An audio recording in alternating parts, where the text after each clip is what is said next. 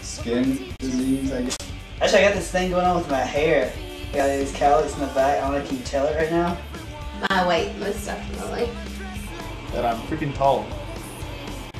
Probably my hair. Yeah, everybody makes fun of everything about me, but I mean, just jokingly, you know, just to have a good time, you know, I don't care. My brother used to say I was fat. He used to call me a whale. The Jolly Green Giant. Just in general, tall motherfucker. I don't really dislike anything about my physical appearance. I was always taught that anything that anyone else may make fun of you for is just something that, you know, something to be proud of, something that makes you stronger, if that makes any sense at all. My mom's side of the family is all like overweight. My mom has it, which is why I can know it disappears, because hers is just right here. So, but yeah, everybody on my mom's side especially is like my height. So I don't know where that came from. Just, you know, I don't know. My dad is almost exactly the same height as I am. I get it from the, see, the woman gets the fine hair from the father's side, always from the male side of the family. Like you have your father's hair, and your brother most likely has his mom's hair. It makes me feel insecure.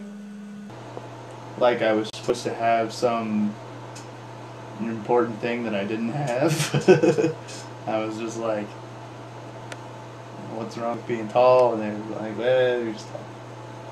Never explained it to me. Side effect. And it's not like being tall is all like, oh, yeah, you can reach the top shelf. No. If you're tall in school, that means A, you're going to get picked on because you're tall and you're not like everyone else. B, you're going to get the target of all the kids who are trying to prove themselves.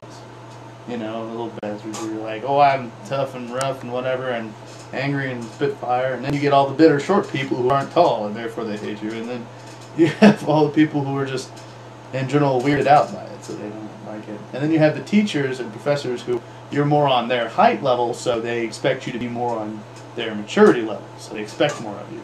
And like when I got in a fight, like every freaking day forever when I was in California, it was I never, you know, the other kid got in trouble a little bit, but I always got in more trouble than the other kid because I was taller.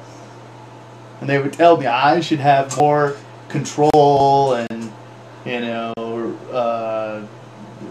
these kids can't hurt me, I should be careful, whatever, you know, like, I was like, this is a bunch of crap.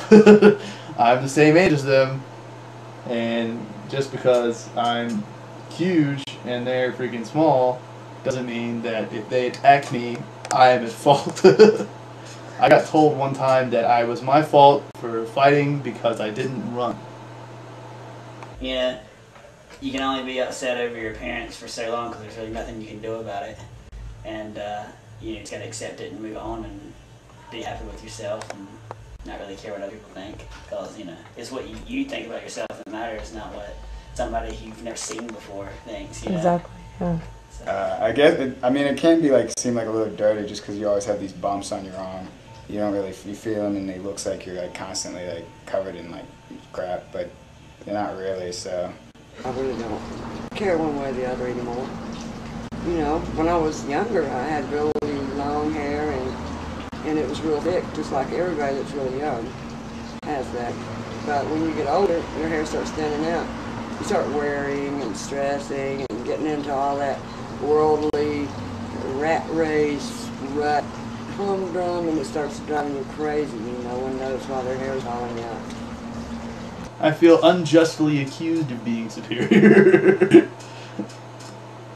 Well, not even that. It's like a misnomer. It's like being white, and then you know, so other people say, well, if you're white, then you can't act black, or enjoy hip hop music or anything else for that matter.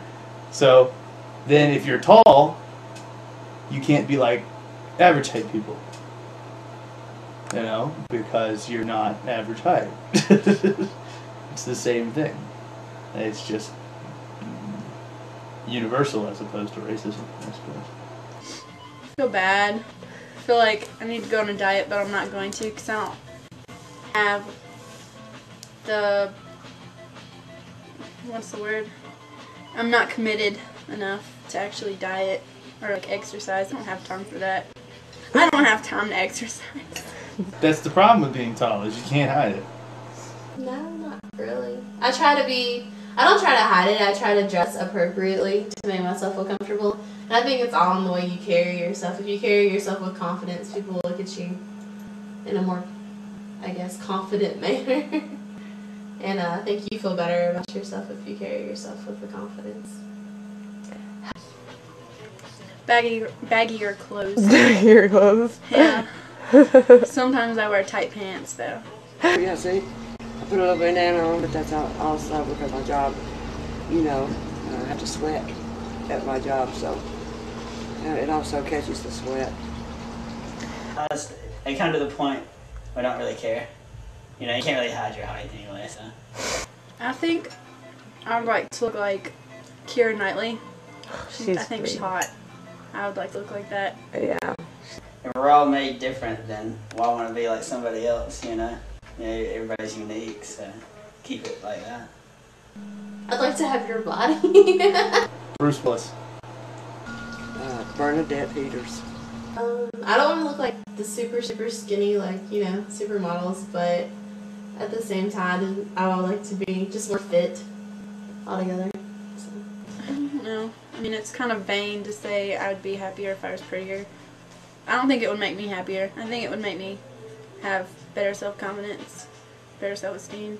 I mean, my self-esteem's pretty good, but I mean, it can always be higher. Yeah, I think my self-esteem would go up. Not significantly, because I think I have high self-esteem anyways. Because, I mean, I know everybody says they don't care what people think, but I try not to I care what people think, but I try not to let it influence the way I feel about myself. No. Because I don't let it affect me.